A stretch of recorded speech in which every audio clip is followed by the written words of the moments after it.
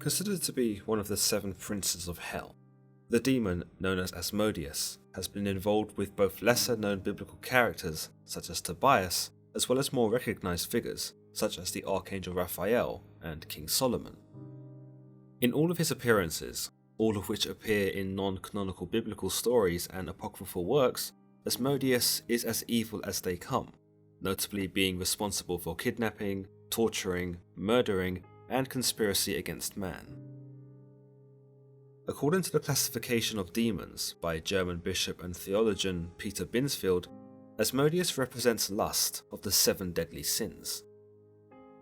Asmodeus, or originally known as Asmodai, as derived from an early Eastern Iranian language, is thought to mean wrath, but we don't get to see much of his wrath from the text available. We see that Asmodeus' wrath, if any, is often thwarted by mortals and angels alike, and that while he is revered, he shows tremendous cowardice when met with direct opposition, often opting to flee from battle and hide behind the women that he has managed to possess. There does appear to be a mention of a similar demon name in 2 Kings 17, where we see the people of Israel who are exiled to Assyria set up false gods to worship. One of these false gods takes the name Ashima, which some believe is the demon Asmodeus, seeing as the names are quite similar. The second book of Kings 17:30 tells us that it is those from Hamath who worship this being, as it reads, "Each national group made its own gods in the several towns where they settled, and set them up in the shrines the people of Samaria had made at the high places. The people from Babylon made Succoth-Benoth, those from Cuthah made Nergal, and those from Hamath made Ashima." Beyond this, the main mention of Asmodeus comes out of the apocryphal biblical story in the book of Tobit. Tobit, a God-fearing man who goes blind from taking a face full of bird droppings, would you believe, sends his son Tobias on a journey to retrieve some money he is owed. On his journey, he meets Archangel Raphael, who disguises himself as a man named Azarias, who becomes Tobias' guide. As their journey progresses, Tobias meets Raguel and his daughter Sarah, a woman he falls in love with. Of course there is a catch though. Sarah appears to be cursed in that whenever she takes a husband, that husband dies on the night in which they consummate their marriage. We soon learn that this curse is a result of the demon Asmodeus, who is haunting Sarah, and that his role in this story is to plague Sarah so that she remains single.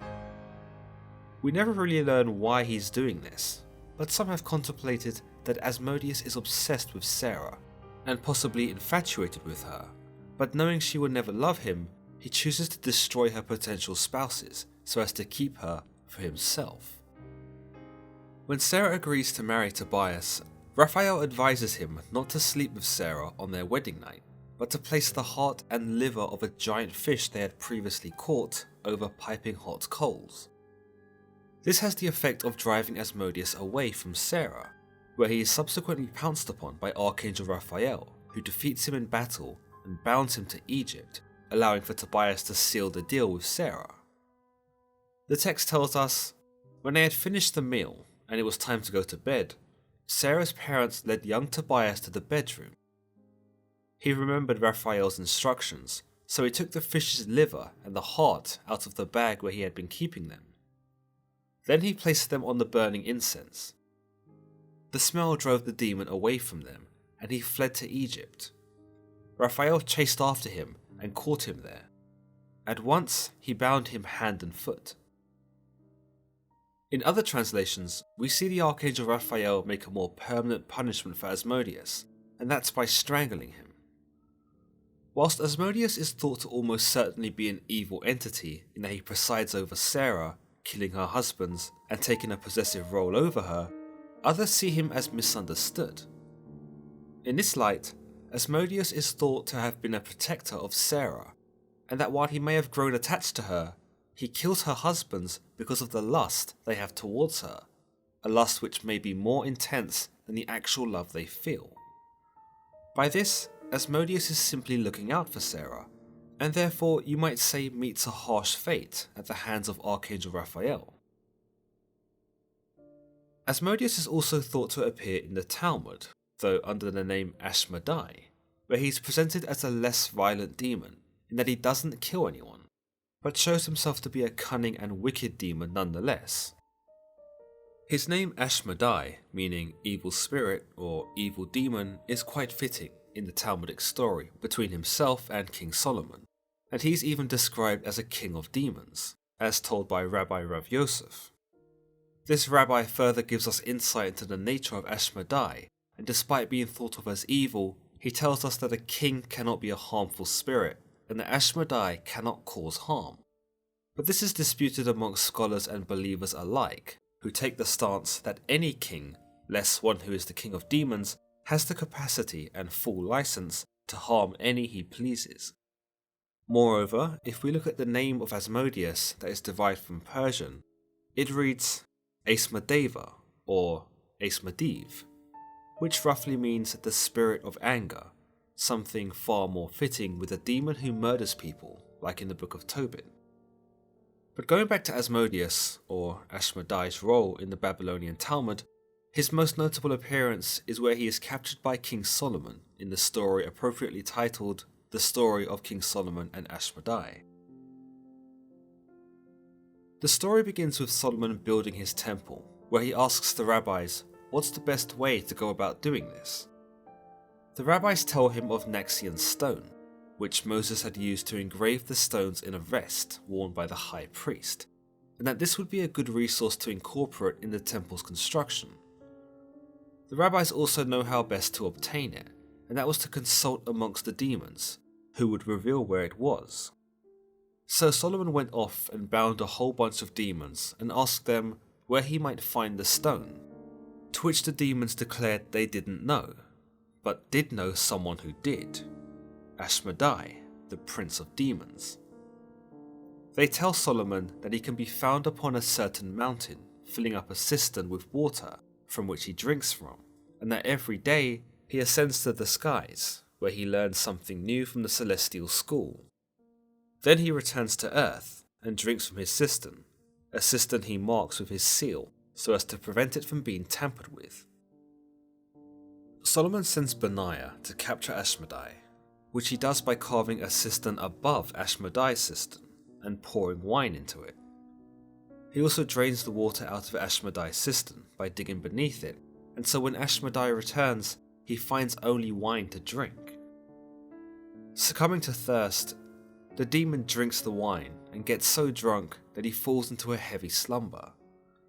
Benaiah, with chains that he had received from Solomon that beheld the name of God, bound Asmodeus and dragged him back to Solomon. Upon waking, Asmodeus tries to escape, but is at the mercy of Benaiah, who continues hauling him back to Solomon. On this journey, every tree and house they pass was destroyed by Asmodeus as a sign of his spitefulness for having been captured. We also begin to see what we think at first is a multifaceted character, in that Asmodeus demonstrates a range of very human emotions and expressions. He sends a blind man back onto the right path when he sees him wandering in the wrong direction, and began to cry upon seeing a group of people having jubilous fun. He laughs when he hears a man asking a shoemaker to make him shoes that will last for 7 years, and laughs doubly so upon seeing a holy man asking about for lost bread. Asmodeus was thrown into prison and was not seen by Solomon until 3 days later. Asmodeus mocks Solomon, questioning why he cannot be satisfied with ruling what he already has, but Solomon doesn't rise to the bait and demands to know where the Naxian stone is. Obtaining the stone proves to be a long drawn-out Skyrim-esque side quest that sees Solomon sending his men, under the instruction of Asmodeus, to track down a bird that possesses the stone and to trick it into surrendering it.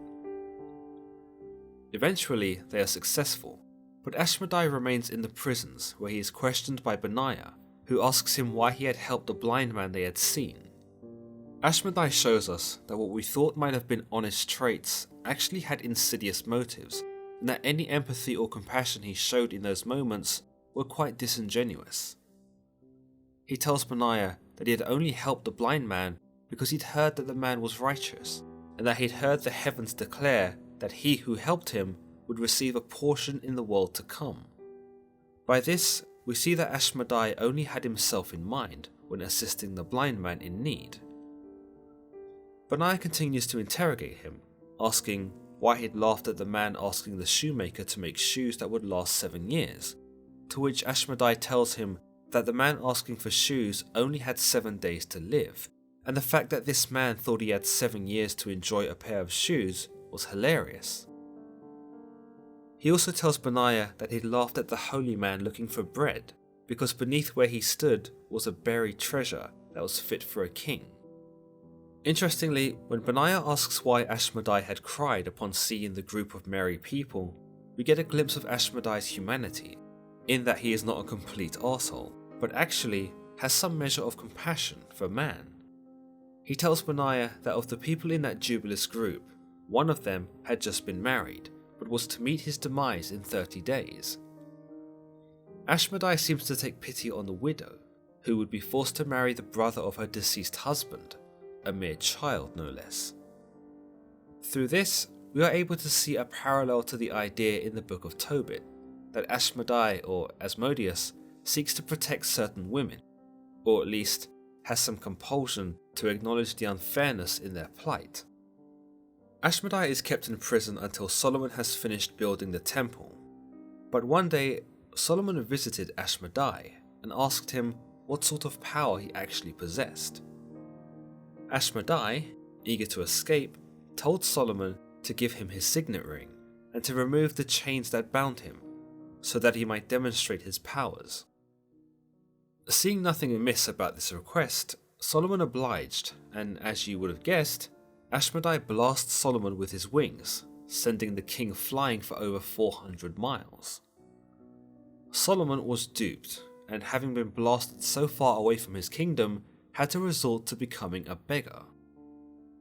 In his absence, Asmodai took Solomon's place, disguising himself as the king as he got up to all kinds of mischief.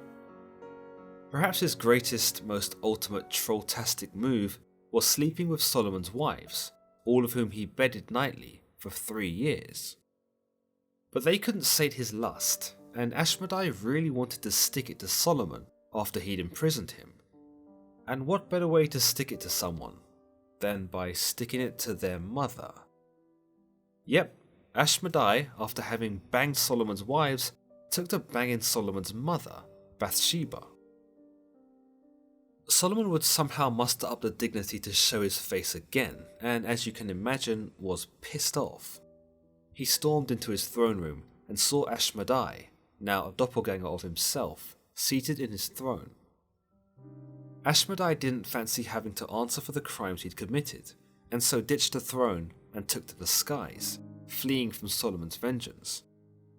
Despite a somewhat triumphant return, it's said that Solomon was filled with constant fear of Asmodai thereafter, and grew particularly wary about the demon returning to have its way with his wives and his mother again.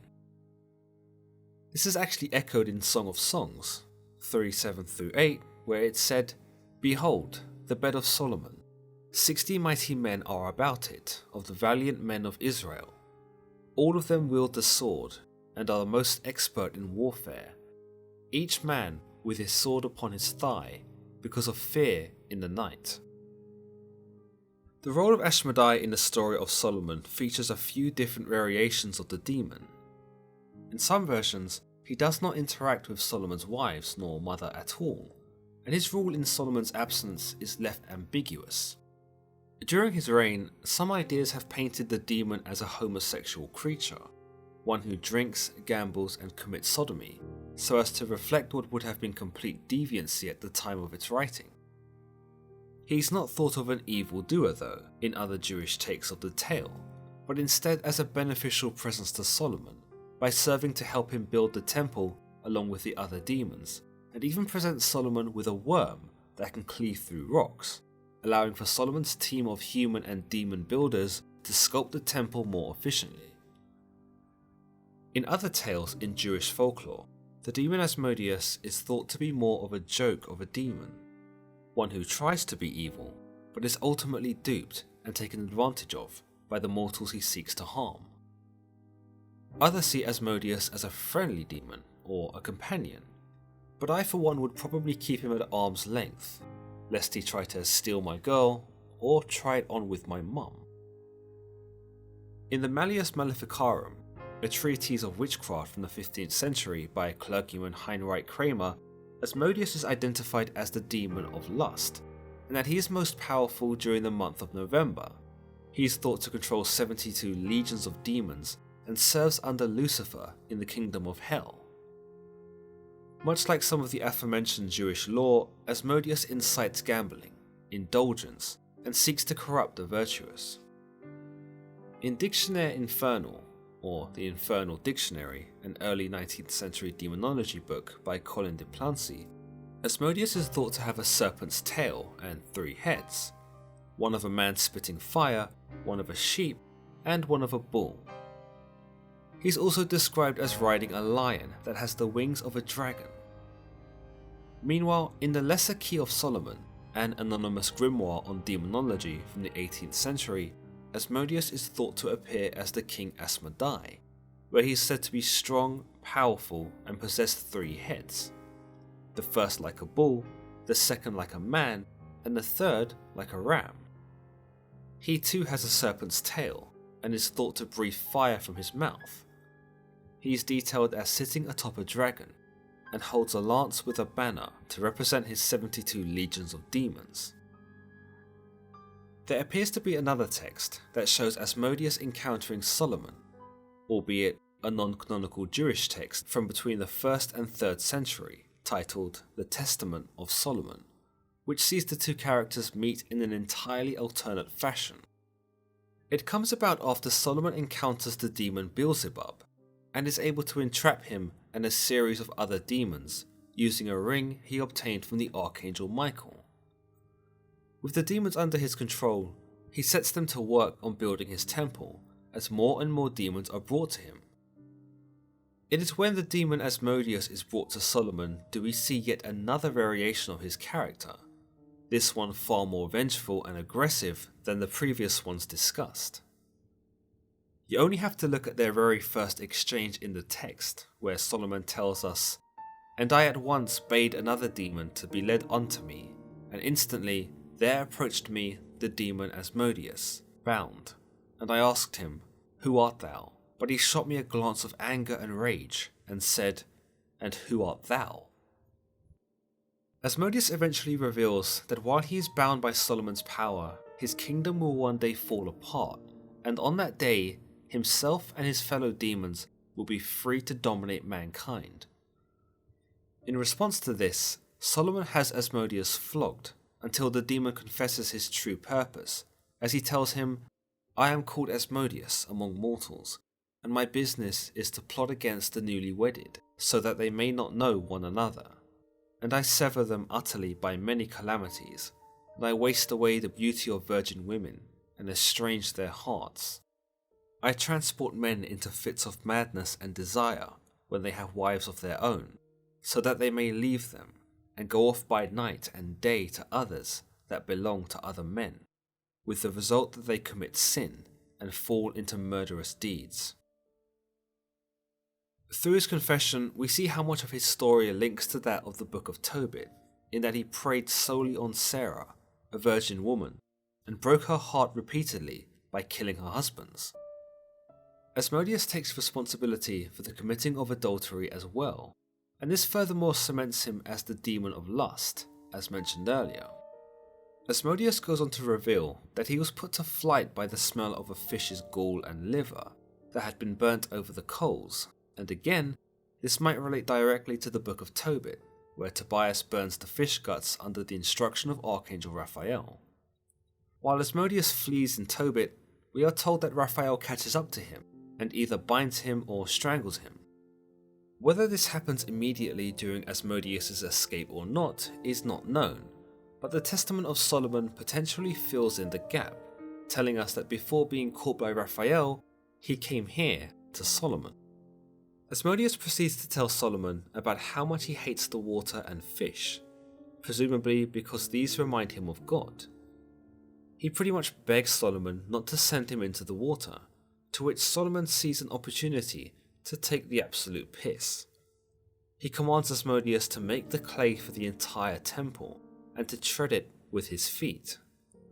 As if that wasn't bad enough, he makes Asmodeus do this whilst holding jars of water, knowing full well of his disdain for the element. He goes a step further with his ridiculing of the demon, and tells us, "And I, Solomon, glorified God, who gave wisdom to me, Solomon, his servant. And the liver of the fish and its gall I hung on the spike of a reed, and burned it over Asmodeus, because of his being so strong and his unbearable malice was thus frustrated." So despite telling Solomon his utmost triggers, Solomon proceeds to exact them out upon Asmodeus, despite already having him and several other demons under his thumb. You might say that Solomon is justified for this, as he notes Asmodeus was full of malice, which may have made him dangerous. Or you might say that Solomon just felt like being a total troll, and sought to push Asmodeus over the edge. Asmodeus makes an appearance over in Islam too, where he is referred to as Sakir, or rock. This is likely a reference to the Islamic belief that after Solomon returned to reclaim his kingdom, Asmodeus was not successful in fleeing from his wrath, and that Solomon trapped him within a rock before tossing him into the sea. Other beliefs see Asmodeus as a king of jinn, which are supernatural creatures within Islam. Asmodeus is also thought across various beliefs to be a consort of the mother of demons Lilith, or that he himself is a child of her and the demon Samael. There appears to be a few layers to the character of Asmodeus, or Asmodai, where we can see him as both a terrifying demon who is aggressive and powerful, as well as an obnoxious schemer who relishes in causing rifts between married couples and relationships. He's seen to be emotionally intelligent, and he's able to understand man's desire and how best to use it against him, as well as demonstrating the ability to cry, suggesting he is far more human than we might give him credit for. In any case, Asmodeus is perhaps one of the most complex demons in terms of his behaviour, his personality, and why he does the things he does. As always guys, if you've enjoyed today's video, then don't forget to give it a thumbs up, and be sure to hit that subscribe button on your way out. Until the next time guys.